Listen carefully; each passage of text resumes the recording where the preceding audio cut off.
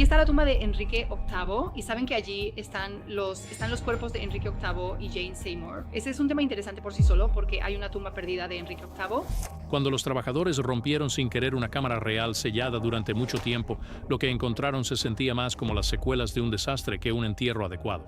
Un ataúd de plomo yacía roto, los huesos estaban esparcidos por el suelo de la bóveda. Una sustancia oscura y endurecida resonaba con rumores susurrados durante siglos después del funeral del rey. Lo más inquietante de todo, un tercer conjunto de restos no identificados descansaba en secreto junto a los gobernantes más poderosos de Inglaterra, dentro de la tumba rota de Enrique VIII. Hay algo infinitamente cautivador sobre los reyes ingleses. Sus vidas y reinados provocan debates siglos después de sus muertes. Y Enrique VIII encarna completamente esa intriga, famoso por todas las razones equivocadas, enigmático y envuelto en suficiente misterio como para mantener a los historiadores adivinando para siempre. Cuando un topógrafo finalmente se bajó a la oscuridad con nada más que una linterna y curiosidad, no esperaba paz, reverencia ni nada remotamente digno. Las tumbas reales se supone que deben sentirse solemnes, casi sagradas. Esta no lo hacía. Lo que le devolvía la mirada parecía más el resultado de un desastre que el lugar de descanso de reyes. La bóveda era un caos, perturbada, rota, inquietante. Era menos digno de ser una tumba para cualquiera. Parecía más una escena del crimen. En el centro de todo estaba el ataúd, o lo que quedaba de él. El enorme ataúd de plomo de Enrique VIII, que pesaba más de 1000 libras, había sido destrozado. La gruesa cubierta de metal estaba fracturada, rasgada en varios lugares, inclinada en un ángulo extraño como si hubiera sido empujada desde abajo. Largas fisuras recorrían el plomo, cicatrices de una fuerza invisible. Y aquí está el detalle que hizo que todos se detuvieran. El daño no vino desde fuera del ataúd, vino desde dentro. La caja sellada había acumulado tanta presión interna que el propio plomo cedió. Imagina una explosión lenta y silenciosa desarrollándose bajo tierra. Sin testigos, sin sonido, solo una fuerza implacable hasta que el metal finalmente cedió. La luz de la linterna reveló el resultado, y era espantoso. Sobresaliendo de un desgarro irregular en el ataúd había un gran hueso humano, grueso, pesado, inconfundible, parte de la pierna del rey. Y eso no era lo peor. Probablemente teniendo problemas médicos reales con su pierna, problemas que lo iban a atormentar por el resto de su reinado. A medida que la luz del topógrafo barría el húmedo suelo de piedra, más restos salieron a la vista. Huesos más pequeños esparcidos como escombros, huesos de dedos, fragmentos de una mano. Parecía como si el rey de Inglaterra literalmente se hubiera desmoronado. No fue colocado ceremoniosamente para descansar, no estaba preservado como debería estar el ataúd de un rey después de la muerte. Este estaba destruido. La escena se vuelve aún más extraña cuando consideras que Enrique no estaba solo en esa bóveda. A un lado yacía Jane Seymour, su esposa favorita, con quien se suponía debía descansar por la eternidad. Su ataúd estaba impecable, intacto, exactamente como se esperaría después de siglos bajo tierra. Al otro lado yacía Carlos I, el rey decapitado. Su ataúd era antiguo, desgastado por el tiempo, pero intacto. Solo Enrique había sido obliterado, era como si su propio cuerpo se hubiera revelado incluso en la muerte. A la gente le encanta el glamour de los Tudor, el drama, las coronas, las luchas de poder, pero no había nada glamuroso en esto. El topógrafo también notó algo más, una sustancia oscura y endurecida esparcida por el suelo cerca del ataúd roto. Hace mucho tiempo, un fluido seco se filtró y se dejó fosilizar con el tiempo. Coincidía con las macabras historias susurradas durante el cortejo fúnebre de Enrique siglos antes, rumores que muchos historiadores habían descartado silenciosamente como exageraciones. Luego vino el descubrimiento que convirtió la inquietud en un verdadero misterio. En un rincón sombrío de la bóveda, la linterna iluminó huesos que no pertenecían. Empiezo como que lo raya sin saber qué hay dentro. Entonces, en 2013, el gran plan era quitar la tapa de este sarcófago de piedra. Ni Enrique, ni Juana, y definitivamente no Carlos. Un conjunto completamente separado de restos estaba allí, anónimo e inexplicado, sin placa con nombre, sin registros, solo huesos compartiendo espacio silenciosamente con algunos de los gobernantes más famosos de la historia inglesa. Lo que comenzó como un estudio de rutina se convirtió instantáneamente en un caso sin resolver. ¿Quién era este intruso? ¿Y cómo terminó el rey más poderoso que Inglaterra había conocido destrozado dentro de su propio ataúd? Para entender cómo todo salió tan mal, tienes que retroceder antes de la bóveda, antes del ataúd, antes del entierro. La pesadilla no comenzó bajo tierra, comenzó mientras Enrique VIII aún estaba vivo. En sus primeros años, Enrique era la imagen de la fortaleza, alto, atlético, de hombros anchos, más caballero que rey. Sus retratos muestran a un hombre construido como un guerrero, confiado e imponente. Pero al final de su vida, esa imagen había desaparecido. Lo que quedó sorprendió a todos a su alrededor. Los registros judiciales describen a un gobernante que apenas podía moverse sin ayuda. Su cuerpo había crecido tanto que pesaba cerca de 400 libras. Se tuvieron que construir dispositivos especiales de elevación solo para sacarlo de la cama, esencialmente una grúa de madera diseñada para levantar a un ser humano. Y, sin embargo, el peso no era ni siquiera el peor problema. Eran sus piernas. Las piernas de Enrique estaban cubiertas de úlceras profundas y abiertas que se negaban a sanar. Supuraban constantemente, probablemente causadas por mala circulación, obesidad severa o posiblemente lo que ahora reconoceríamos como diabetes tipo 2, algo que los médicos Tudor no comprendían. Solo sabían que era grave y desagradable. Lo hicieron a su petición, pero en realidad los motivos de Enrique eran puramente egoístas, ya sea por sus propios intereses. Los testigos escribieron que el olor de las heridas infectadas era insoportable, llenaba las habitaciones antes de que el rey siquiera llegara, podías oler a Enrique VIII antes de verlo. Teorías posteriores sugirieron que podría haber sufrido de un trastorno metabólico o genético, posiblemente el síndrome de MacLeod, lo que podría explicar el aumento de peso, las heridas crónicas, los cambios de humor y la paranoia que definieron sus últimos años. Pero eso sigue siendo especulación. Lo que no es especulación es esto: el cuerpo de Enrique estaba fallando rápidamente. Vivía con dolor constante. Los cortesanos notaron que parecía cercano a la muerte mucho antes de que realmente muriera. Para cuando llegó enero de 1547, su cuerpo ya se estaba descomponiendo, lo que hizo que el trabajo de los embalsamadores fuera casi imposible. El embalsamamiento en la época Tudor no era ciencia, era improvisación. Una receta rudimentaria de especias, aceites, cera y lino, destinada a ralentizar la descomposición. Pero el cuerpo de Enrique ya estaba abrumado por la infección, la acumulación de fluidos y la pura masa. Los embalsamadores hicieron lo que pudieron, lo envolvieron en tela encerada y lo sellaron dentro de un enorme ataúd de plomo. Y al final fue una operación bastante suave y fácil, y solo nos tomó a 2 de nosotros levantar el ataúd de plomo del ataúd de piedra. El plomo era el estándar de oro para los reyes. Se suponía que debía atrapar todo dentro: el olor, los fluidos, los gases. El ataúd fue soldado herméticamente, y esa decisión selló su destino porque los recipientes herméticos y los cuerpos en descomposición no se mezclan. A medida que los restos de Enrique se descomponían, los gases se acumulaban dentro del ataúd sin tener por dónde escapar. La presión aumentaba día tras día. El ataúd lentamente se convirtió en una bomba de tiempo. Los primeros signos de problemas aparecieron durante la procesión fúnebre de Londres al castillo de Windsor. Fue un largo viaje por caminos difíciles, y una noche la procesión se detuvo en la abadía de Sion, una casa religiosa que Enrique mismo había suprimido brutalmente durante su reinado. Esa noche ocurrió algo profundamente inquietante. Según múltiples relatos, extraños ruidos resonaron en la iglesia. Las personas alrededor podían escuchar los crujidos y los gemidos, pero nadie sabía realmente de dónde provenían los extraños sonidos. Incluso hubo susurros de que Enrique podría haber estado vivo cuando fue enterrado, con su cuerpo traicionándolo por completo. Parecía más muerto que vivo.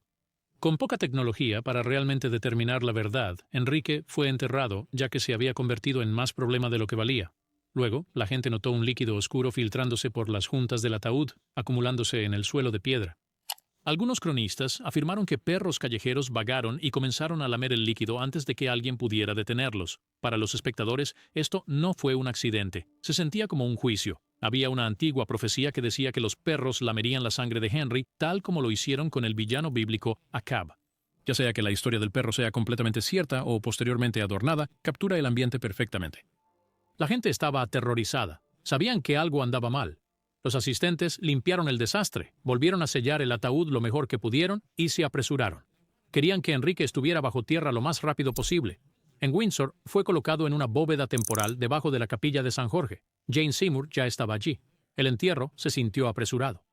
Algunos asistentes se preocuparon de que el ataúd ya se estuviera debilitando, pero la losa de piedra fue bajada, la bóveda sellada y se alejaron. Creían que el problema estaba resuelto. No tenían idea de que la presión dentro de ese ataúd seguía acumulándose, lenta y silenciosamente, hasta que siglos después se desgarraría en la oscuridad.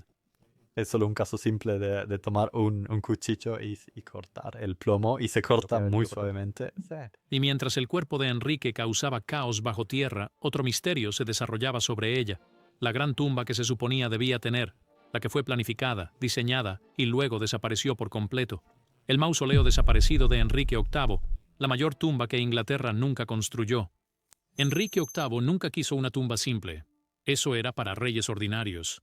Quería un monumento tan imponente que silenciara a los rivales, intimidara a los sucesores y proclamara su grandeza mucho después de que su cuerpo se convirtiera en polvo.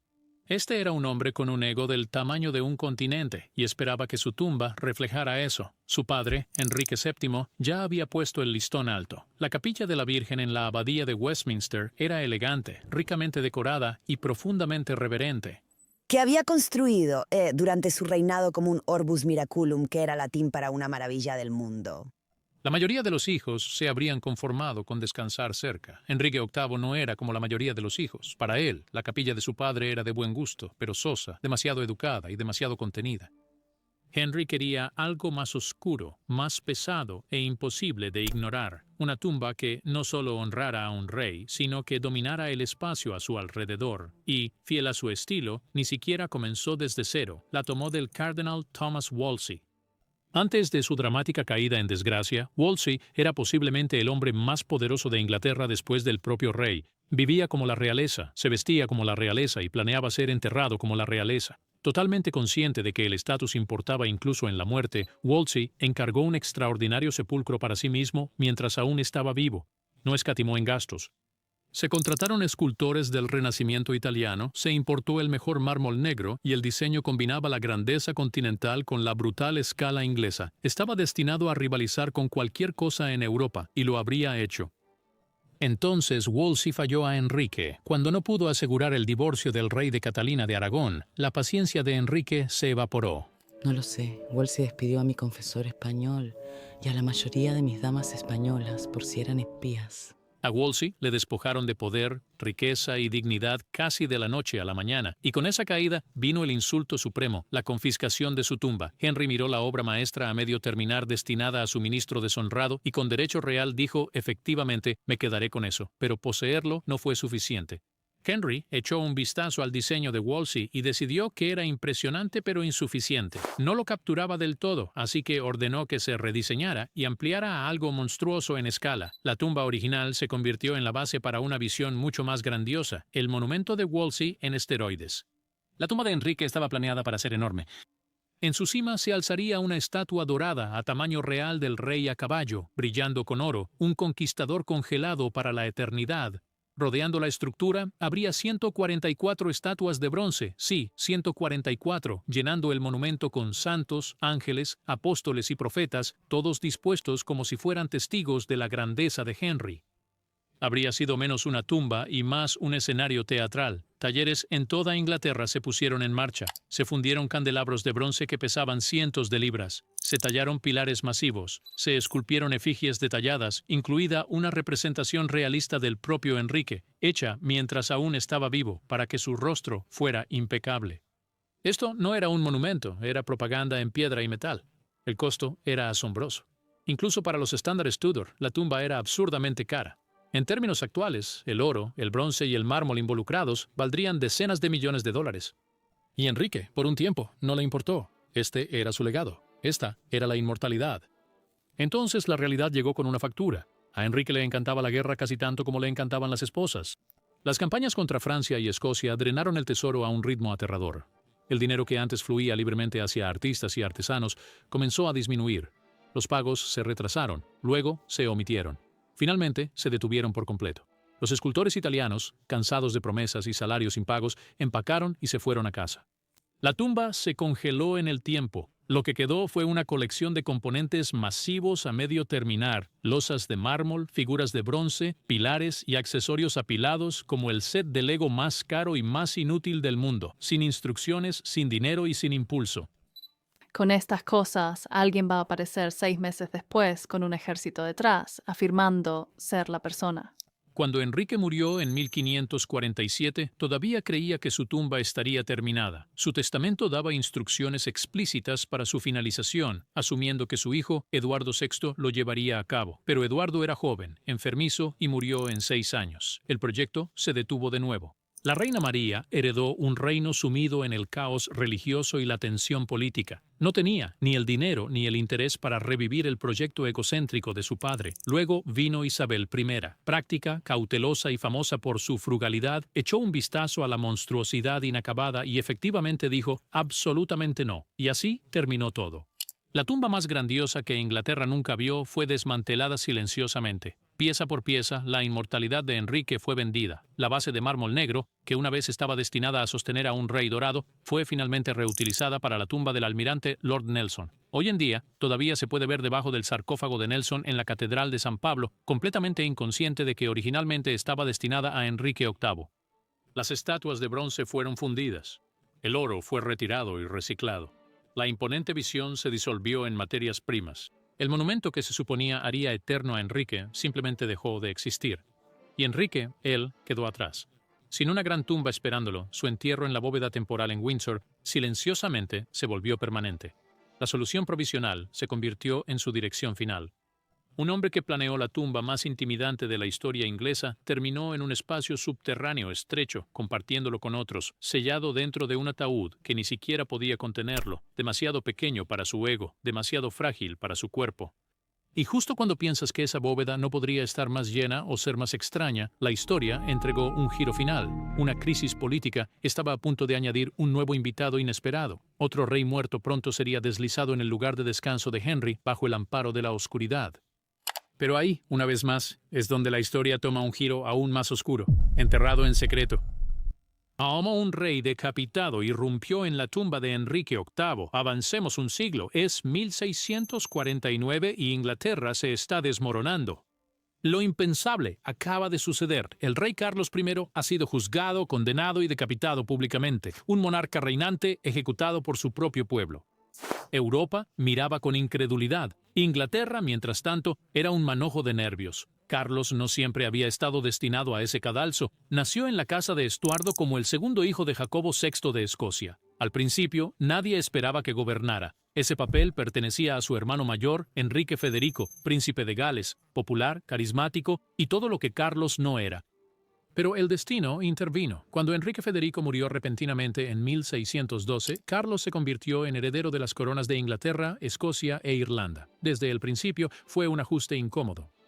Carlos creció siendo callado, terco y profundamente convencido de que los reyes solo respondían ante Dios. Después de que su padre heredó el trono inglés en 1603, Carlos se mudó al sur y pasó la mayor parte de su vida tratando de estar a la altura de un papel que nunca llegó a dominar. Un intento temprano de casarlo con la infanta española terminó en humillación tras un fracaso diplomático de 8 meses en Madrid. Eventualmente se casó con Henrietta María de Francia, una reina católica en un país profundamente protestante. Esa decisión por sí sola le hizo enemigos de por vida. Cuando Carlos asumió el trono en 1625, los problemas se aceleraron.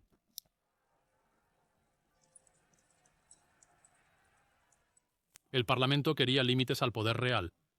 Carlos quería obediencia, creía absolutamente en el derecho divino de los reyes y gobernaba como si el compromiso fuera un insulto personal. Aumentó los impuestos sin la aprobación parlamentaria, disolvió el Parlamento cuando lo desafiaba y se inclinó fuertemente hacia las prácticas religiosas anglicanas altas que alarmaron a los puritanos y enfurecieron a los presbiterianos escoceses. Religión, dinero y ego colisionaron.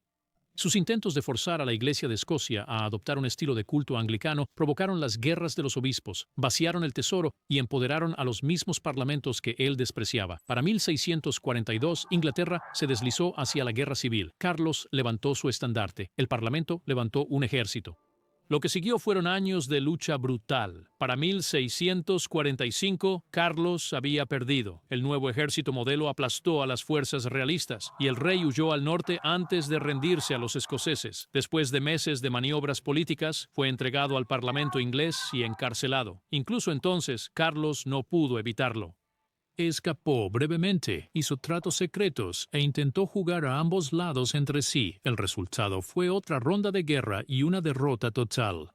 ¡Un enemigo público de la mancomunidad de Inglaterra! ¡Dios salve al rey! ¡Silencio! En enero de 1649, el Parlamento hizo historia. Carlos I fue juzgado por traición contra su propio pueblo. Fue condenado y en un frío día de invierno su cabeza fue separada de su cuerpo frente a una multitud atónita. Fue entonces cuando el Parlamento se dio cuenta de que tenía un problema. Ahora tenían un rey muerto. Dar a Carlos un gran funeral era peligroso. Sus seguidores, aún leales, aún enojados, podrían convertir su tumba en un punto de reunión, un santuario de mártir. Lo último que el nuevo gobierno republicano quería era una revolución comenzando en una tumba, así que optaron por la discreción. Carlos necesitaba desaparecer. La solución fue el castillo de Windsor, una fortaleza, remota, segura, lejos de las volátiles calles de Londres. En pleno invierno, durante una tormenta de nieve, un pequeño grupo de leales transportó en silencio el cuerpo del rey a la capilla, sin multitudes, sin ceremonia grandiosa, sin discursos solemnes para poner su alma a descansar eternamente, solo piedra fría y urgencia. Tenían que trabajar rápido. Dentro de la capilla de San Jorge buscaron un lugar para el entierro, golpeando el suelo y escuchando sonidos huecos. Finalmente, encontraron uno cerca del centro del coro. A pequeña escala porque realmente solo asistía la familia. Las multitudes también llenarán los terrenos del castillo, las calles de Windsor. Cuando levantaron las losas de piedra y miraron hacia abajo, se dieron cuenta de algo inesperado y profundamente irónico. Habían abierto la bóveda olvidada de Enrique VIII. Había estado sellada durante casi 100 años. Nadie vivo recordaba exactamente qué había allí abajo, pero no había tiempo para debatir la historia. Carlos necesitaba ser enterrado de inmediato, en silencio y sin dejar rastro. Bajaron su ataúd de plomo en la abertura y fue entonces cuando las cosas salieron mal. La bóveda nunca fue diseñada para albergar a 3 reyes. Ya estaba abarrotada, diseñada solo para Enrique VIII y Jane Seymour. Los hombres luchaban en la oscuridad, su equilibrio incierto sobre la piedra húmeda. El ataúd era pesado, el espacio era reducido. Para hacer espacio tuvieron que mover las cosas. Este es probablemente el momento en que todo se rompió. El ataúd de Enrique era enorme y ya estaba comprometido. Años de presión interna de gas por descomposición habían debilitado el plomo. Los caballetes de madera que lo sostenían eran viejos, podridos, apenas se mantenían juntos. Mientras los hombres empujaban y maniobraban el ataúd de Carlos para colocarlo en posición, el ataúd de Enrique fue empujado, posiblemente usado como soporte. Luego vino el estruendo, los soportes cedieron y de repente el enorme ataúd de plomo de Enrique VIII se estrelló contra el suelo. El impacto, combinado con la presión interna, fue catastrófico. El plomo se partió, los lados se doblaron. Lo que más tarde parecería una explosión subterránea en cámara lenta, probablemente ocurrió en ese momento o poco después. Nadie se detuvo a investigar. Empujaron el ataúd de Charles en su lugar junto a los restos y sellaron la bóveda. Piedras reemplazadas, suelo restaurado a lo que era sin marcador, sin inscripción. Carlos I desapareció bajo el suelo de la capilla, enterrado junto al rey que una vez hizo la monarquía absoluta. Era la ironía más cruel de la historia. Enrique VIII, el hombre que expandió el poder real más allá de lo reconocible, yacía roto junto a Carlos I, el rey que lo perdió todo. Uno construyó la corona en algo temible, el otro la vio romperse. Ahora eran compañeros permanentes en un oscuro y olvidado agujero. La bóveda volvió a quedar en silencio. Su ubicación se desvaneció en rumores hasta el siglo XVIII. Para entonces, nadie sabía exactamente dónde estaba enterrado Enrique VIII. La gente sabía que estaba en algún lugar bajo la capilla de San Jorge, pero no había mapas ni registros claros, y luego ocurrió el accidente. Los trabajadores estaban renovando la capilla, excavando un pasaje hacia una nueva tumba real cercana. Martillos golpearon piedra. El suelo cedió. De repente, el suelo se hundió hacia adentro, abriendo un vacío negro bajo sus pies. Parecía algo sacado de una película. Los trabajadores miraron dentro del agujero y se quedaron paralizados. Vieron terciopelo, oro, enormes ataúdes que se alzaban en la oscuridad. Habían irrumpido en el lugar de entierro de los reyes más famosos de Inglaterra. Como su cabeza suprema, y este es el momento en que la iglesia inglesa sigue su propio camino. El descubrimiento llegó al príncipe regente, a quien le encantaban la historia y un buen misterio. Ordenó una inspección oficial. Esa tarea recayó en Sir Henry Halford. Halford descendió a la bóveda y documentó cuidadosamente lo que encontró. Hizo bocetos detallados de los que los historiadores aún dependen hoy, y confirmó lo peor. El ataúd de Enrique VIII estaba destruido. Los soportes de madera estaban rotos. Los huesos estaban expuestos al aire. Halford incluso recogió un gran hueso de pierna, inconfundiblemente humano. Notó algo extraordinario. Restos de músculo aún se adherían a él después de casi 300 años, prueba de que el ataúd de plomo había funcionado hasta que falló catastróficamente. Pero hay un detalle que a menudo se omite en la historia educada. Antes de que la bóveda fuera sellada de nuevo, es posible que se hayan tomado recuerdos. Esta era una época en la que la arqueología se confundía peligrosamente con la búsqueda de tesoros. Se difundieron rumores de que una vértebra desapareció. Algunos afirmaron que un hueso de un dedo desapareció. No se registró nada oficialmente, pero las historias persisten. Finalmente, se hicieron reparaciones. Los huesos fueron devueltos. La madera fue reforzada. El ataúd de plomo no fue sellado de nuevo, pero la bóveda se cerró para siempre. Esta vez se colocó una inscripción adecuada en el suelo de la capilla para que Enrique VIII no se perdiera de nuevo. Y sin embargo, queda un misterio. Halford informó de un tercer conjunto de huesos sueltos, restos no identificados que no pertenecían a Enrique, Jane Seymour o Charles. ¿De quién eran? Algunos historiadores piensan que pertenecían a un niño, posiblemente un infante real colocado allí en silencio para su protección. Otros argumentan que eran mucho más antiguos, quizás los restos de un sacerdote enterrado en ese sitio siglos antes, cuyos huesos simplemente fueron devueltos a la bóveda durante el entierro de Enrique. Puede que nunca lo sepamos. La familia real rara vez permite exhumaciones y la bóveda permanece sellada. Aún así, las preguntas persisten. ¿Fue el daño solo gas y gravedad? ¿O fue la bóveda perturbada más de una vez? ¿Alguna vez los ladrones de tumbas probaron su suerte? ¿Fueron robados los bienes funerarios reales mucho antes de que llegara el topógrafo? Lo que sí sabemos es esto. Enrique VIII pasó su vida tratando de ser intocable. Rompió con Roma. Doblegó la religión a su voluntad. Construyó palacios y planeó monumentos destinados a durar para siempre. Al final, no obtuvo nada de eso. Ni una tumba colosal, ni una estatua dorada, ni gloria eterna. Solo una bóveda estrecha, un ataúd destrozado y un montón de huesos bajo las tablas del suelo. El rey que quería ser recordado como un dios terminó siendo una advertencia, prueba de que el poder se desvanece, los monumentos desaparecen y la naturaleza siempre tiene la última palabra. Entonces, ¿fue el final de Enrique justicia o tragedia? ¿Y quién fue realmente Enrique VIII mientras estaba vivo? Poder, paranoia y los reyes que no pudieron escapar de la tumba. Antes de que Enrique VIII se convirtiera en un ataúd destrozado en una bóveda olvidada, era la presencia más ruidosa en Inglaterra, más grande que la vida, más fuerte que la razón, un hombre que creía que el poder no solo se heredaba, se exhibía, se exigía y nunca se renunciaba. Para entender por qué su entierro terminó en caos, tienes que entender cómo vivió. Henry no solo gobernó, consumió la vida, el lujo y la autoridad con la misma intensidad feroz que llevó al campo de batalla, al trono y al lecho matrimonial. En su juventud, Enrique era atlético, dominante y casi increíblemente carismático. Le encantaba ajustar, cazar, luchar y competir en torneos. Sus días estaban llenos de concursos de fuerza y habilidad, diseñados para impresionar a los cortesanos e intimidar a los rivales. Y luego vinieron los banquetes. Mesas que se doblaban bajo carnes asadas, jamones glaseados, pasteles rebosantes de carne y fruta, ríos de vino y delicias azucaradas que eran rarezas en la Europa del siglo XVI. Cada bocado era una proclamación.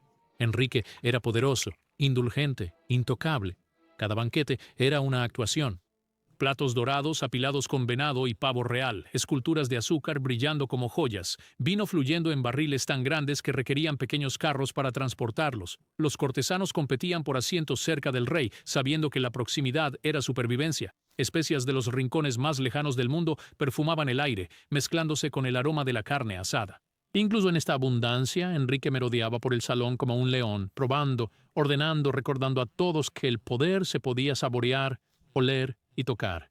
Sin embargo, el exceso pasa factura. Un grave accidente en un torneo de justas le dejó con una lesión en la pierna que nunca sanó, y con el tiempo se infectó. Aparecieron úlceras profundas y supurantes en sus piernas, y se dice que el olor llenaba las habitaciones antes de que él entrara. En su última década, Enrique había crecido enormemente, pesaba casi 400 libras y apenas podía caminar sin asistencia mecánica. Su cuerpo, antes atlético, se había convertido en una prisión, pero su apetito por el poder y la indulgencia seguía siendo insaciable. Cada comida, cada torneo, cada exhibición ceremonial de riqueza era un refuerzo de la imagen que creía que el mundo le debía. Y luego estaban las esposas, 6 de ellas. Cada una era un peldaño, una herramienta, un problema a resolver, o, ocasionalmente, una amenaza a eliminar. Catalina de Aragón le dio un matrimonio largo y políticamente útil, pero sin hijos sobrevivientes, dejando a Enrique inquieto y frustrado. Ana Bolena capturó su obsesión y su imaginación. Y Ana realmente amenazó a Cromwell en este momento con su cabeza. Sin embargo, su lengua afilada, ambición y la ausencia de un heredero varón la convirtieron en una carga. Su ejecución fue teatral, su cabeza rodando sobre el tajo como una advertencia. Jane Seymour finalmente le dio el heredero varón que anhelaba, Eduardo VI, solo para morir en el parto, dejando a Enrique afligido y paranoico. Ana de Cleves lo avergonzó con su apariencia. Catherine Howard lo aterrorizó con la traición percibida. Afirmaciones de que Catalina realmente dijo que era mejor ser su amante que su esposa, pero si ese fue el caso, él la ignoró e insistió en el matrimonio. Y Catherine Parr sobrevivió navegando cuidadosamente su temperamento mercurial. Cada matrimonio aumentaba su paranoia, agudizando su desconfianza hacia los más cercanos. La lealtad era frágil. Los amigos se convertían en sospechosos. Incluso los sirvientes y cortesanos eran potenciales conspiradores. Al final de su vida, Enrique gobernaba una corte que se asemejaba más a una prisión dorada que a un palacio. Su paranoia se extendía más allá del matrimonio hacia la guerra y la seguridad. Enrique vivía como si cada reino europeo tramara su destrucción. Francia, España, el Sacro Imperio Romano, Escocia, ninguna nación escapaba a su escrutinio. Fortificó las costas, encargó artillería masiva y construyó palacios que también eran fortalezas. Los guardias inspeccionaban puertas, portones y corredores sin cesar. Los vigilantes patrullaban día y noche. Exigía lealtad, pero esperaba traición. En privado, se dice que dormía con armas cerca de su cama, esperando plenamente intentos de asesinato. Enrique inspeccionaba personalmente cada torre, cada cañón, recorriendo las almenas con armadura pesada a pesar de sus piernas debilitadas. Ordenó espías a lo largo de la costa para informar sobre barcos franceses meses antes de que aparecieran. Su buque insignia estaba a 12 metros de profundidad bajo el Solent. Los soldados se entrenaban bajo la lluvia y la nieve, marchando incansablemente para anticipar ataques imaginarios. El rey observaba todo con una intensidad de halcón, convencido de que la traición acechaba en cada sombra, en cada susurro. Su paranoia moldeó no solo la política, sino la vida diaria de todos los que le servían. La obsesión de Enrique con la inmortalidad se manifestó más claramente en su tumba. No quería simplemente un entierro, exigía un monumento tan masivo e impresionante que empequeñeciera a cualquier otro lugar de descanso real en Inglaterra. Oro, mármol negro, estatuas de bronce, cada santo, ángel y profeta como testigos estáticos de su gloria. Quería la última palabra en la historia, la afirmación permanente de su poder. Talleres en toda Inglaterra trabajaron durante años, fundiendo candelabros de bronce que pesaban cientos de libras, tallando pilares de mármol intrincados y esculpiendo una efigie de tamaño real del rey mientras aún estaba vivo. La visión era colosal, chapada en oro, rodeada de ángeles y santos, un monumento digno del rey que transformó Inglaterra. Pero la vida, como siempre, intervino. El monumento que habría simbolizado la autoridad absoluta se disolvió en mármol roto, bronce fundido y oro reutilizado. Incluso sus sucesores abandonaron el proyecto, reutilizando el mármol negro para la tumba de Lord Nelson siglos después, fundiendo el bronce y despojando el oro para otros usos. La última ironía, el rey obsesionado con la permanencia, dejó solo fragmentos. Sin embargo, Enrique no estaba solo en esta trágica ironía. La historia está llena de reyes cuyos cuerpos no obedecieron la dignidad que esperaban en vida. Guillermo el Conquistador, quien transformó Inglaterra, estaba tan hinchado al morir que su cadáver supuestamente estalló durante el entierro, inundando la iglesia con un hedor que nadie pudo ignorar. Luis XIV, el Rey Sol, exigía extravagancia en vida, pero tuvo que ser enterrado apresuradamente debido a la rápida descomposición. Los monarcas medievales afectados por la peste a veces eran arrojados en fosas comunes, despojados de ceremonia, forzados al anonimato por las circunstancias de la enfermedad y la política. Incluso en la muerte, la vida de Enrique dejó su huella en sus restos. Su cuerpo había sido devastado por la enfermedad y la indulgencia, ya comprometido por el peso y la ulceración. Encerrado en un ataúd de plomo destinado a preservarlo para siempre, sin embargo, se descompuso internamente. Cuando Carlos fue insertado en la bóveda décadas después, el impacto del nuevo ataúd probablemente desplazó el frágil contenedor de Enrique, provocando la catastrófica ruptura que los inspectores descubrirían más tarde. Su obsesión con el control sobre el matrimonio, la guerra, los monumentos y el legado no pudo extenderse más allá de la muerte. La naturaleza, la decadencia y la física tuvieron la última palabra. La bóveda se había convertido en una cápsula del tiempo de mala gestión, obsesión y mortalidad. Incluso entonces permanecía el misterio. La vida de Henry, llena de poder, paranoia, exceso y control, encuentra un eco sombrío en su muerte. Su cuerpo, que una vez fue el epítome de la autoridad, fue reducido a fragmentos y obligado a compartir un espacio reducido con un rey que lo había perdido todo. Otros gobernantes podrían haber tenido destinos similares, enterrados apresuradamente, mal gestionados o profanados, pero la historia de Enrique destaca porque su vida fue una muestra cuidadosamente curada de dominio, y sin embargo, esa cuidadosa exhibición se desmoronó tanto en la muerte como en la vida, dejando una historia que es en parte tragedia, en parte comedia oscura y en parte advertencia. Al final, Enrique VIII sirve como un recordatorio de que, sin importar cuán vasto sea el poder, cuán meticulosos sean los planes o cuán cuidadosamente se elaboren los monumentos, la naturaleza es imparcial. La riqueza, los ejércitos, el oro y las tumbas pueden asombrar a los vivos, pero la decadencia, el caos y el tiempo finalmente nos reclaman a todos. El rey que intentó ser más grande que la vida ahora descansa como nada más que un montón de huesos, un ataúd de plomo agrietado y un eco de advertencia de lo que sucede cuando la ambición supera a la mortalidad. Vivió como si pudiera doblegar la vida a su voluntad. Murió demostrando que no se puede hacer. Por favor, haga clic en las tarjetas en la pantalla ahora para ver más videos interesantes.